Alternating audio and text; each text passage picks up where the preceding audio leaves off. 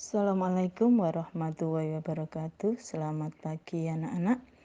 Pada pertemuan kali ini, Bu Ara harapkan kalian tetap semangat belajar di rumah dan tetap ikuti protokol kesehatan.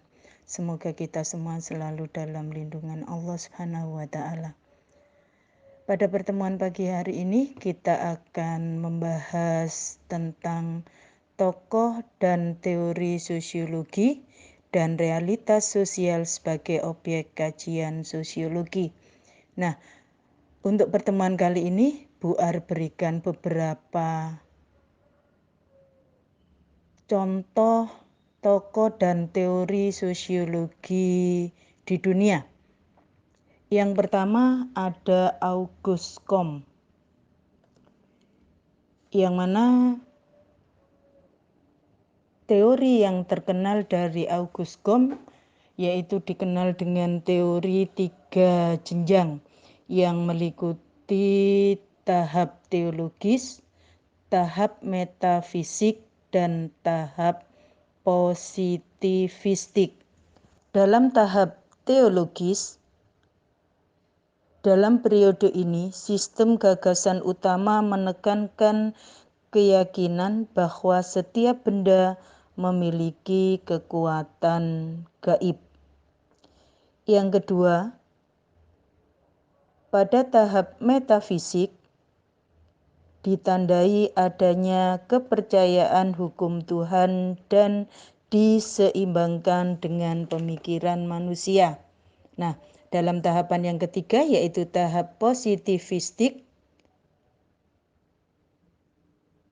memusatkan perhatian pada pengamatan alam fisik dan dunia sosial guna mengetahui hukum-hukum yang mengaturnya. Itulah 3 jenjang atau 3 tahap intelektual yang harus dilewati oleh dunia di sepanjang sejarahnya. Tokoh yang berikutnya adalah Max Weber, yang mana beliau mengenalkan tentang tindakan rasional instrumental, tindakan rasional berorientasi nilai, tindakan tradisional, dan tindakan afektif. Tindakan rasional instrumental didasarkan pada pemikiran yang logis dalam menentukan satu keputusan. Kemudian yang kedua, tindakan rasional berorientasi nilai ditekankan pada tindakan-tindakan yang didasarkan pada nilai-nilai keagamaan atau nilai-nilai religius. Sedangkan yang ketiga, tindakan tradisional didasarkan pada adat istiadat yang berlaku di masyarakat. Dan yang keempat, tindakan afektif lebih didominasi oleh unsur kasih sayang atau emosi. Tokoh sosiologi yang berikutnya yaitu Karl Marx, yang mana beliau mengenalkan tentang teori kelas, yaitu sekelompok orang yang memiliki fungsi dan tujuan sama dalam organisasi produksi. Kemudian yang kedua yaitu teori alienasi atau keterasingan, adalah manusia menjadi budak dari hasil kreasi atau ciptaannya sendiri. Dalam hal ini, Karl Marx membagi golongan yang ada di masyarakat yaitu antara kaum borjuis dan kaum proletar. Tokoh sosiologi yang berikutnya adalah Emil Durkheim, yang mana beliau mengenalkan tentang fakta sosial, yaitu cara bertindak, berpikir, dan berperasaan dari luar individu yang memiliki kekuatan memaksa. Emil Durkheim juga mengenalkan tentang solidaritas mekanik dan solidaritas organik. Solidaritas mekanik adalah solidaritas yang bisa kita lihat pada masyarakat tradisional atau masyarakat yang sederhana yang belum terdapat pembagian kerja secara spesialisasi.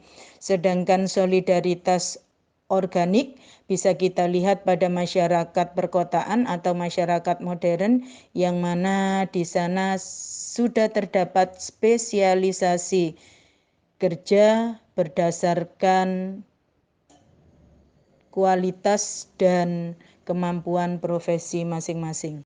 Tokoh sosiologi yang berikutnya yaitu Ferdinand Tonis, yang mana beliau mengenalkan tentang kelompok sosial masyarakat yang terbagi antara paguyuban atau kita kenal dengan Gemeinschaft dan patembayan atau Gesellschaft. Paguyuban atau Gemeinschaft merupakan bentuk kehidupan bersama ketika anggota-anggotanya diikat oleh hubungan batin murni serta bersifat alami dan kekal. Sedangkan patembayan atau Gesellschaft merupakan ikatan lahir yang bersifat pokok untuk jangka waktu pendek, berorientasi pada hasil, serta strukturnya bersifat mekanis atau berdasarkan keahlian. Anak-anak, itu tadi beberapa tokoh sosiologi dan teorinya yang ada di dunia. Untuk tokoh-tokoh yang lain, baik yang tokoh dunia maupun tokoh sosiologi dari Indonesia, kalian bisa pelajari lebih lanjut baik melalui sumber tertulis atau buku penunjang sosiologi yang relevan maupun kalian bisa mencari di internet. Bahasan yang kedua terkait dengan realitas sosial sebagai objek kajian sosiologi. Terkait dengan kajian realitas sosial sebagai objek kajian sosiologi, dalam pertemuan kali ini Bu Ar akan menyampaikan paling tidak deskripsi atau pengertian dari masing-masing realitas sosial yang ada. Yang pertama yaitu interaksi sosial. Merupakan hubungan dinamis yang terjadi antar individu, individu dengan individu, serta kelompok dengan kelompok. Interaksi sosial disebut juga dengan hubungan sosial.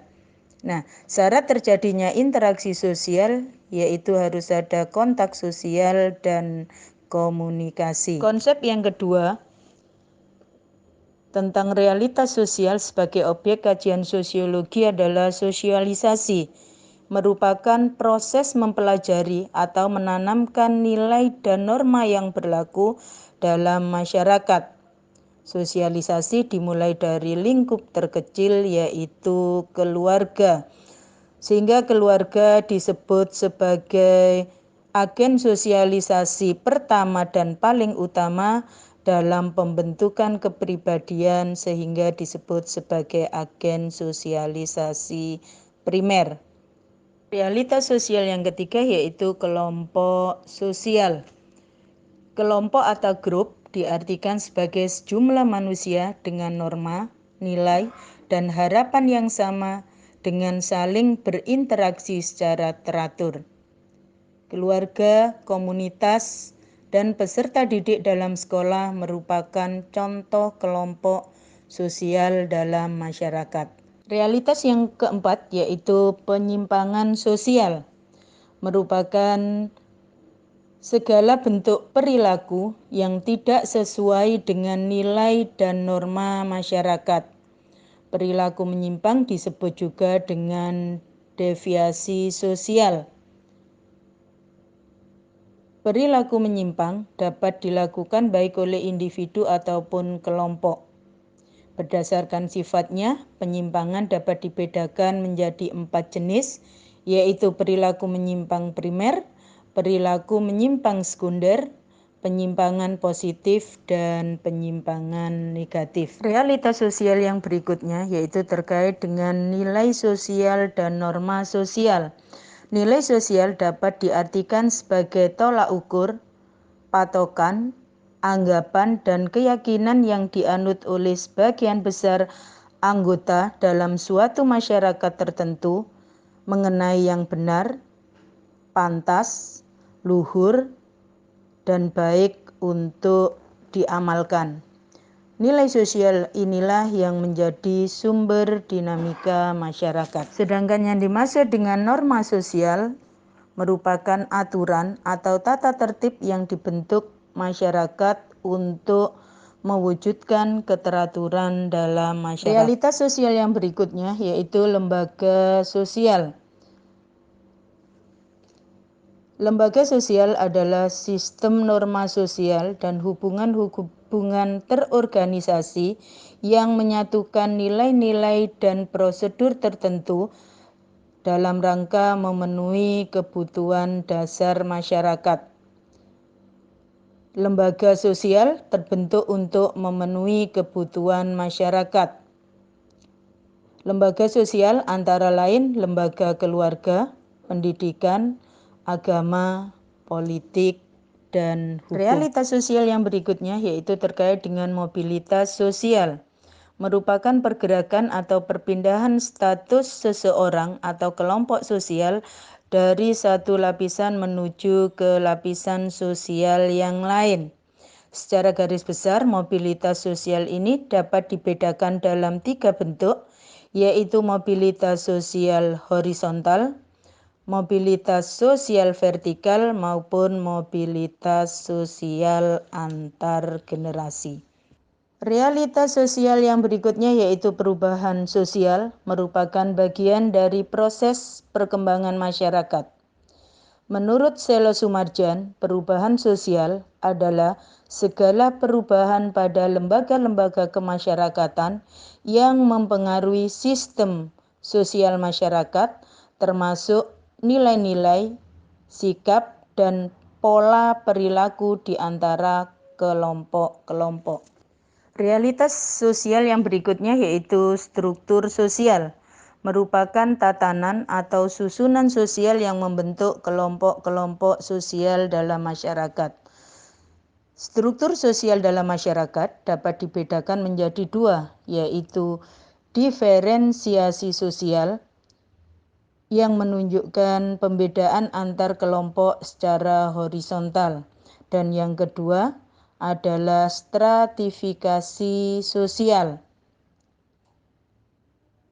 yang mana dalam stratifikasi sosial membedakan masyarakat secara vertikal sehingga dikenal ada yang lebih tinggi ataupun lebih rendah. Contoh yang paling mudah dari stratifikasi sosial yaitu adanya kelompok kelas atas, kelas menengah, dan kelas bawah. Nah, anak-anak, itulah tadi beberapa realitas sosial sebagai objek kajian dalam sosiologi. Untuk mengembangkan materi ini, kalian bisa membaca buku pendamping sosiologi yang relevan ataupun mencari dari sumber yang lain.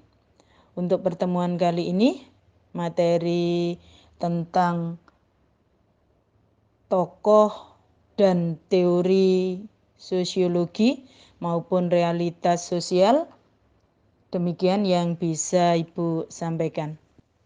Untuk latihan soal maupun tugas-tugas, kalian bisa lihat di Google Classroom, karena petunjuk maupun perintah akan Ibu sampaikan di sana. Tetap semangat belajar dari rumah dan selalu ikuti protokol kesehatan. Untuk materi, Bu akhiri sampai di sini dulu. Bu akhiri, Assalamualaikum warahmatullahi wabarakatuh.